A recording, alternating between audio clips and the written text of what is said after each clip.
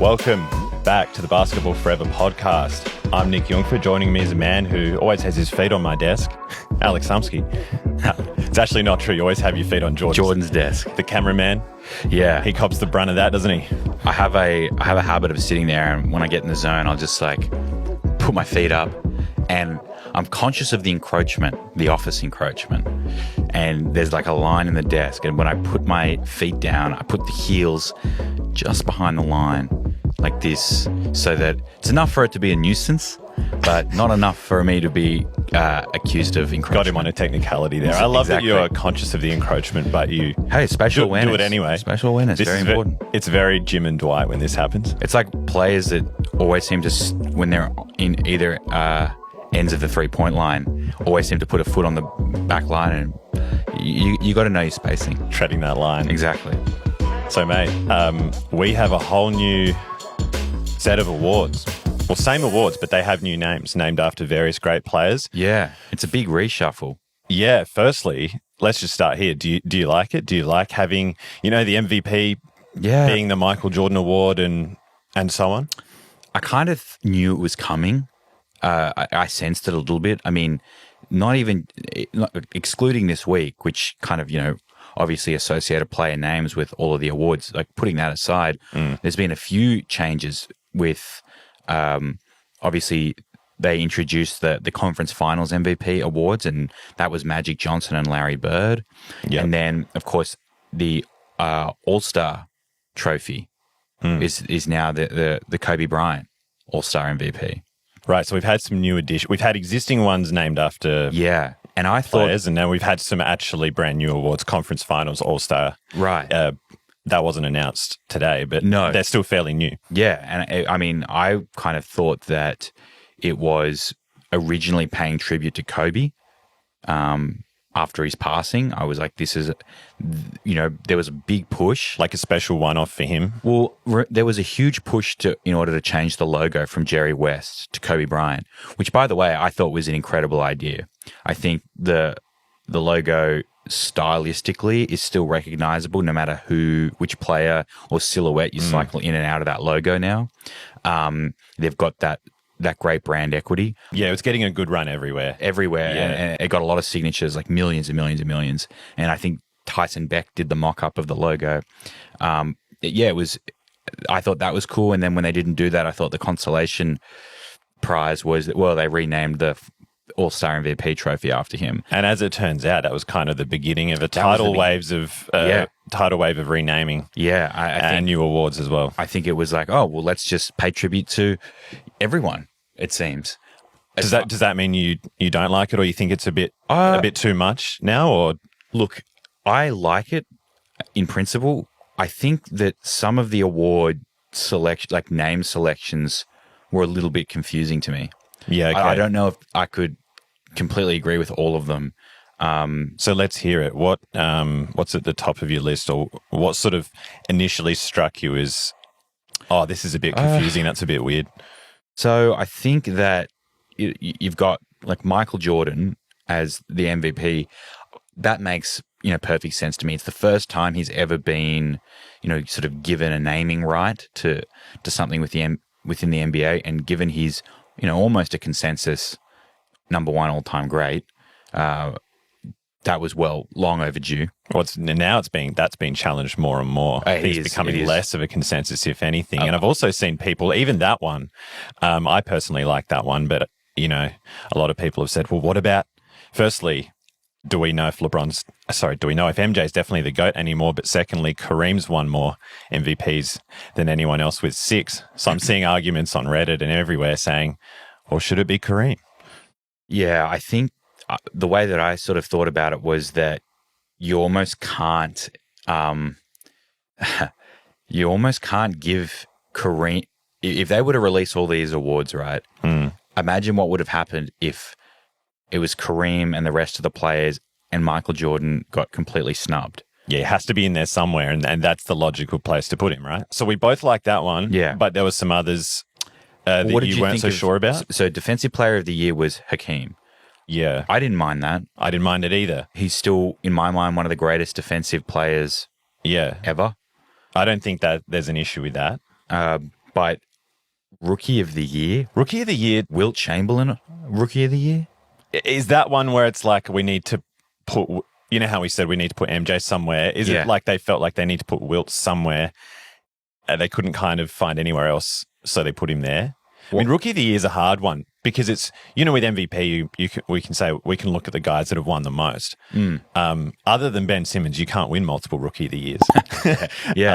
So that's a tricky one. It comes down to, I think, who's the rookie GOAT? Like, it's a tricky. How do you even kind of either who? I think there's two ways of doing it. You either do it as like, who was the greatest, who was a Rookie of the Year that became the greatest player ever.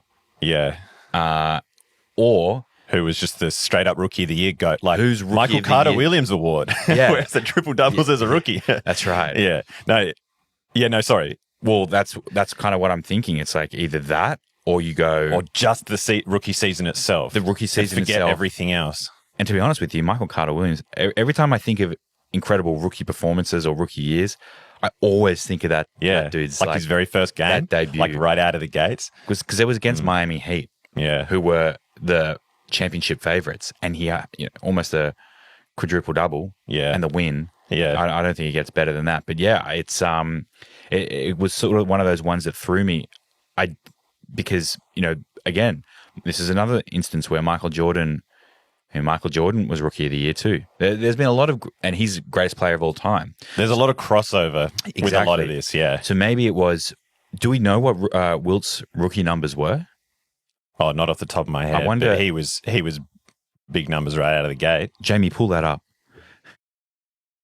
You love that. He hates when I say that. We get one of those every week. You do it just to annoy Jordan. Let me have a look. So, Wilt Chamberlain. Oh, okay.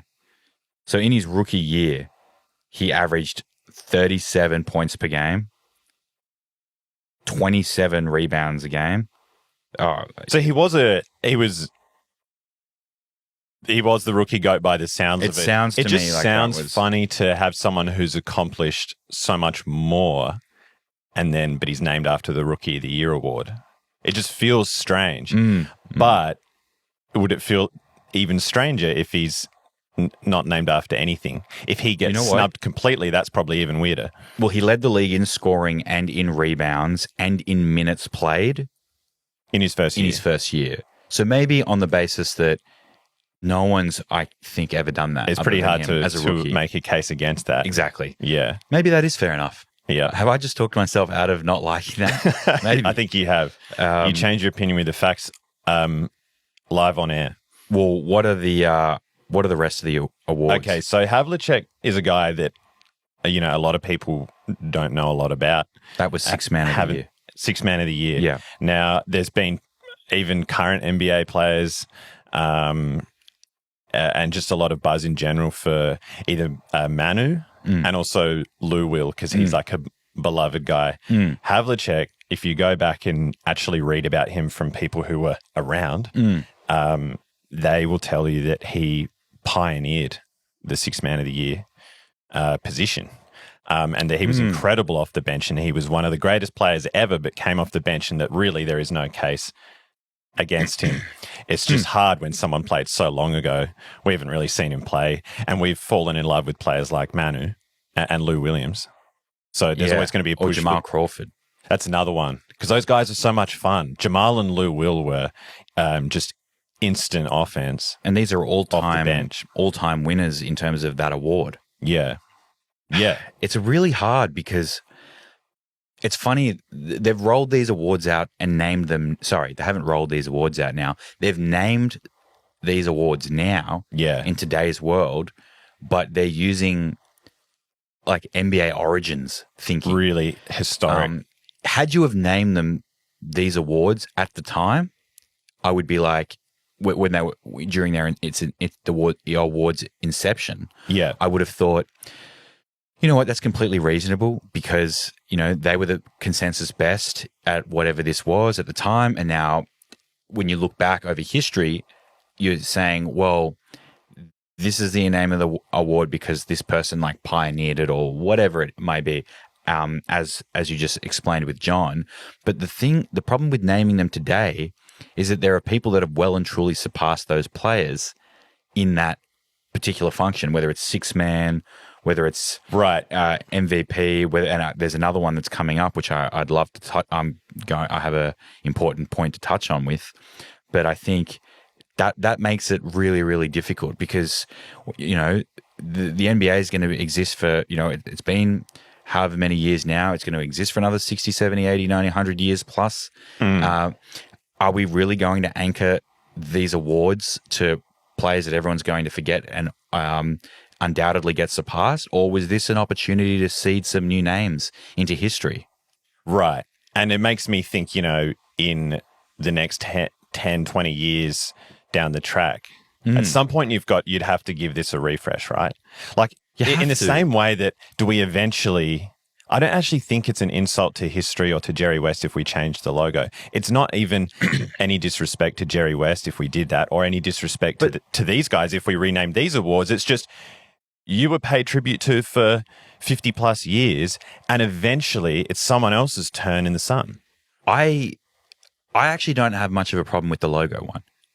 If that doesn't get changed, I don't mind. Oh, I don't insist that it... No, I know what you're saying, but I mean, like... I'm just saying it's no disrespect if we update these awards or in the same way that if we updated the logo. Yeah, but what I'm saying is I think it's two different categories, because what I'm saying with the logo is that was done from day one, right? So I'm okay with that. Yeah, that is an important difference, yeah. Because Jerry West was the logo. He was the NBA in that moment. Yeah. And then, you know, so that makes sense to me. But what I'm saying is you're naming them today and you're using that, you know, 60s, 70s, 80s thinking in today's NBA looking forward to the future.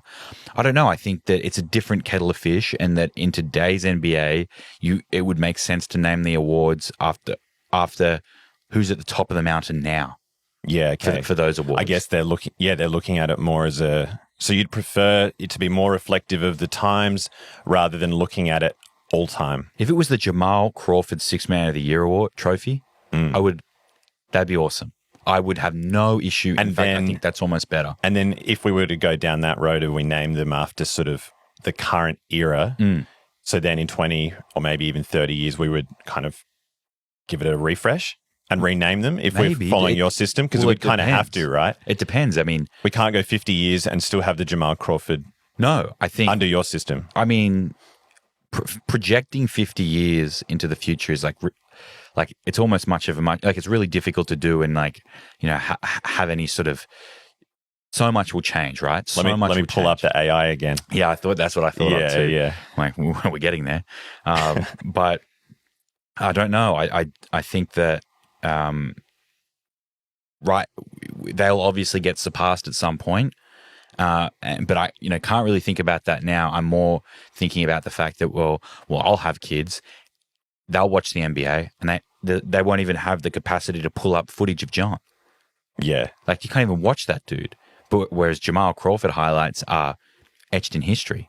Now, yeah, sorry to cut you off, but was there something somewhere else on the list that you have a big problem with? Is that what you alluded to before? Well, we've got most improved. I don't sort of have strong feelings one way or the other on the most improved. Maybe he was, maybe he wasn't. Yeah. But the clutch player of the year, now that is a brand new award. Yeah. This is completely new. And I think going back over history for that award is going to be really interesting on who would have got it, like, retrospectively. But got to be Jeremy Lin. Yeah, he's got to be up there at some point.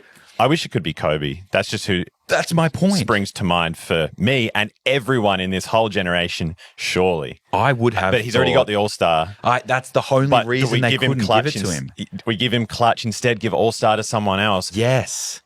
When you think of Kobe Bryant, you could give Allen Iverson the All-Star. You don't think your mind doesn't just immediately go to All-Star games. No, it goes to clutch. It goes to Kobe. Yeah, clutch buckets deep in the playoffs. Yeah, and I think that this is another tough one, because, I mean, Jerry West's nickname was Mr. Clutch. Yeah, he was known as one of the greatest clutch players at the time, and that was his nickname. And so I guess they're trying to. But again, this is another thing where this was a brand new award. This was the opportunity to seed a new name. You didn't have to attach Jerry West He's already the logo. It's not like exactly. We said that maybe they've put where they've put him because they had to put him somewhere, but Jerry West has already got the ultimate thing, the logo, and so he doesn't need this as well. That's and then also if you look at Kobe's body of work, like I just wrote some bullet points down because I was so shocked. Like first of all, Kobe Bryant has more game-winning field goals than any other player in NBA history. And it's barely close. Like he's really head and shoulders above everybody else. Clutch. Last game, he has the highest scoring farewell game in any sport ever, and in basketball and in NBA history. And you forget how cooked he looked in that final season, and then yet didn't matter. Clutch. Still had 60. And he hit the game winner in that in that game too. He also has the most regular season buzzer beaters ever. 4th all-time in 2-point buzzer beaters. He's 3rd all-time in 3-point buzzer beaters. He's 2nd all-time in buzzer beaters in regular season and postseason combined. Yeah. And he's first all-time in game winners. Not to mention, he has more game winners in a single season. He has no, that's correct. No, what I meant to say was he has the most single season game winners. Oh, yeah. In NBA in 2010, he had 7 in one season. Exactly. Yeah. He holds all of those records, which, by the way, Jerry West isn't even on the lists anymore. He's been bumped so far down and been surpassed so many times by so many different players that, he barely makes the cut anymore. Kobe is the consensus leader in a holistic sense in terms of overall clutch performance. Yeah. The NBA. What a missed opportunity to not give him that award. It's so clear when you look down the names who they've named every award after. Every single one of them is from yesteryear. Yeah. They were so determined to pay tribute to guys from decades past. Yeah. But didn't we just do that with the NBA Top 75? Like, those guys get a lot of love. The NBA, to their credit, is really good at paying tribute to the legends of the past. I just don't think we needed another thing. No, and for them, it makes me wonder about how the fact that this new award's been seeded into, how does that affect certain players' legacies? Some of these ones that have completely brand new that haven't been awarded over history. Had we gone back and handed these awards out over the past 20 or 30 years, how does that change a player's legacy? How many clutch Player of the Year awards has Kobe won? Right, it'll be so strange in 10 years' time, and there might be a certain player that's won 3 or 4 clutch awards. Yeah. And Kobe had 0, MJ had 0, purely because the award wasn't around then. What about the conference finals MVPs? That's a really interesting one. To bring that in now, had you gone back, LeBron would have 10. Yeah. 10. Yeah. And then he really gets some credit for dragging those Cleveland teams that some of them, especially 2018, that last one, had no business being in the finals. And instead, he just gets trolled for how many finals losses he has. You bring in the conference finals MVPs, and instead of getting trolled for a finals loss, you're getting credit for a conference finals MVP. And like I said, he'd have 10 to his name, which would be the most. Stings a little less. The most in the sort of 1990 or so onwards, because that's what we really focused on when we had a look at the conference finals MVPs. So when you went back through, he came out with the most cookies. He did. Right. That makes sense. And next was MJ with 6. But he's already got 6 titles. Jay had 6. How many are we giving? Conference finals MVPs. How many are we giving Kobe? So I can drop some stats on you here. Sure. All right. In the 2000 Western Conference Finals, so this is 99/2000, it's pretty hard to not give it to Shaq. Yes. And then you've got... That next season, though. The next one. Yes. So Kobe averaged 33 to Shaq's 27. Kobe averaged 33, 7, and 7. That was the year.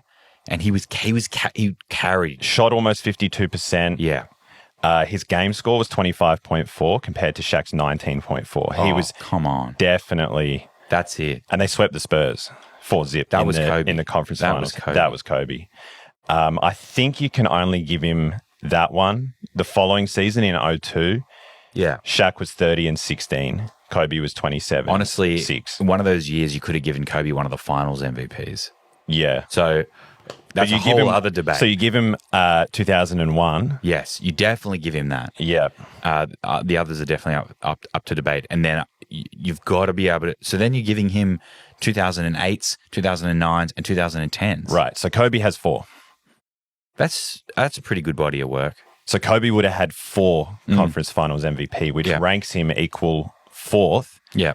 1990 onwards at least, which was just the particular era we focused on. So it would go LeBron 10, MJ 6, Curry 5, Duncan and Kobe 4, Shaq 4.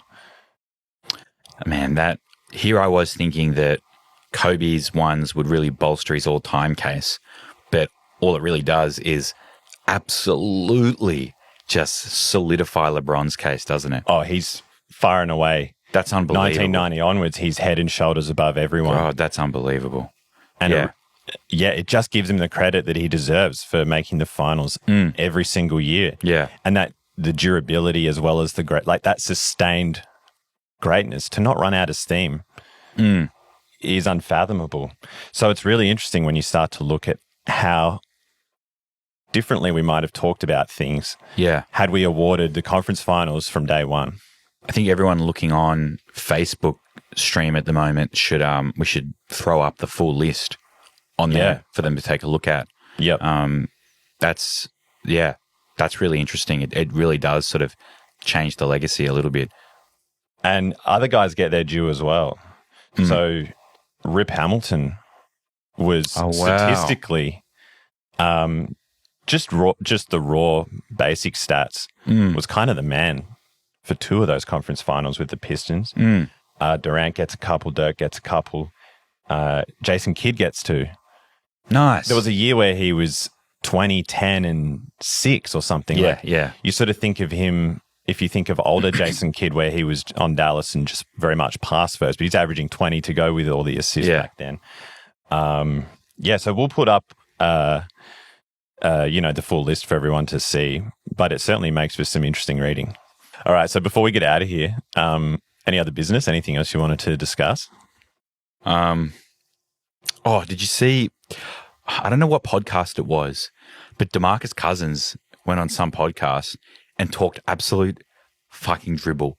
That sounds about right. Oh my gosh, they had a conversation about the top 5 point guards all time, and he just did not want to give Chris Paul his flowers at all. And you will hate some of the names that came up before him. Let's hear him. I think he even said Russell Westbrook as a top 5 all-time point guard. Here, let me show you. Let me play you the clip. Can we get a top 5 all-time PGs list? Because I've been having this discussion back home in the gym a lot. Do you feel like somebody shouldn't be on that list? For me, it's Chris Paul. We every time I hear a top 5 PG list, Chris Paul is in it, and I'm not really understanding why. No knock to CP. I know people gonna say I'm biased or whatever. No knock to CP, even though I'm blatantly disrespecting you. No knock. Oh, no disrespect, but strictly from an accolades and a performance standpoint, I don't think Chris Paul is top 5. Is it Magic, Steph, Zeke? Do you have Zeke in there in top 5? Absolutely. Right. So that's his top 5 there.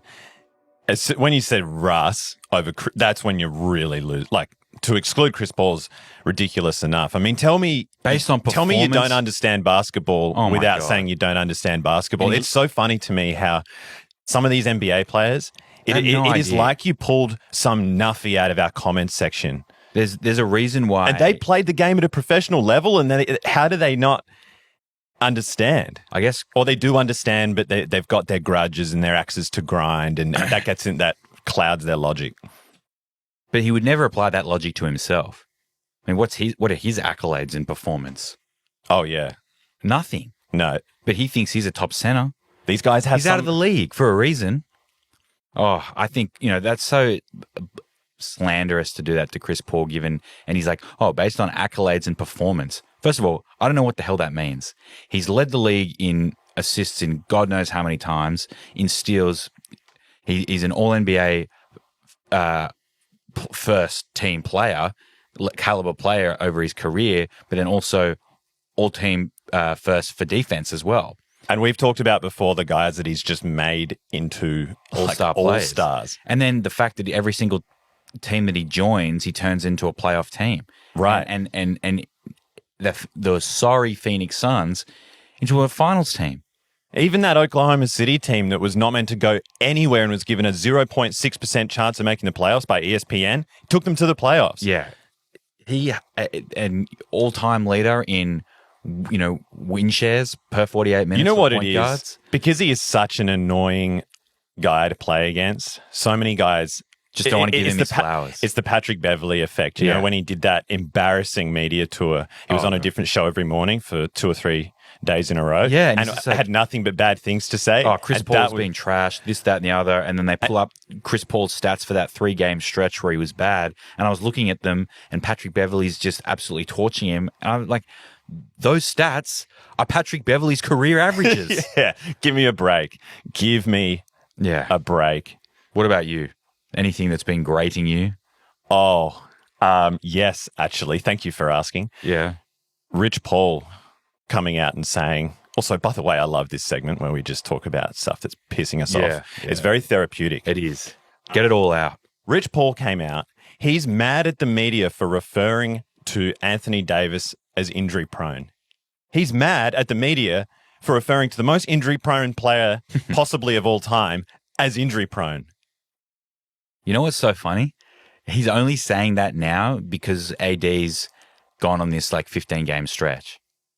Yeah. Had this 15-game stretch... Which, by the way, his incredible run was interrupted after 5 games because, of course, he sat out with some obscure thing. The flu. It was the flu this time. Oh, fuck. He was well enough to suit up, not well enough to finish the game. I've never seen a guy with a lower pain threshold in my life. Rich Paul came out and said this, and I was looking through AD's injury history, which I have looked through a few times now because it gets beyond belief more and more every day. Yeah. He is injured. Name a body part. He's not only injured it, but likely injured it 2 or 3 times. Wow. Head, toe. Knees and toes? Knee. Yeah, exactly. Everything. Thumb, finger, arm, a contusion. Elbow, shoulder. Every body part, and then hip. every type of injury for every body part. Yeah. He has had hundreds. He's sat out I actually don't think it... I was about to say that's an exaggeration. It might not be. He might be pushing 100 different little strains and injuries, and he's never out for long, but he's always out for some reason. And I'm like, Rich Paul, I'm pretty sure you're just frustrated with how you're just mad that he's injured so often, and you're taking it out on the media. He's mad that he gets the label because it hurts AD's stock, which directly affects Rich Paul. So he's got a dog in the fight. It feels like every week.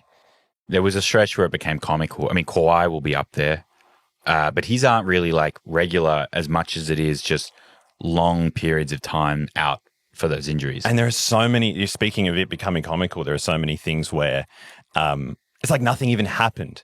He goes up for a rebound, he comes down, there's no one anywhere near him, and he's wincing. And it's like, over what? Nothing happened. Yeah.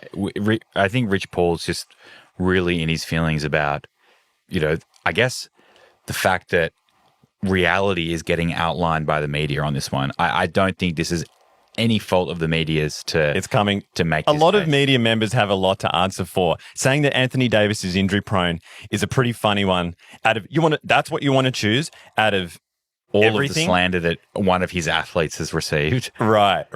He picks the most true thing. Yeah. You know what I reckon happened? I reckon he watched the worst one, which was where Davis just tries to help up LeBron, slips in sweat, hurts himself. Yeah. I'm like, that is where it's like, this has to... Okay, AD's punking us like this. He must be trolling. Anyway, God, it felt good to have a bit of a rant. Yeah, get off your chest. Yeah. If you guys have anything to get off your chest, let us know. Let us know. If you hate this episode and you want to get that off your chest, go to the comments. Let us know.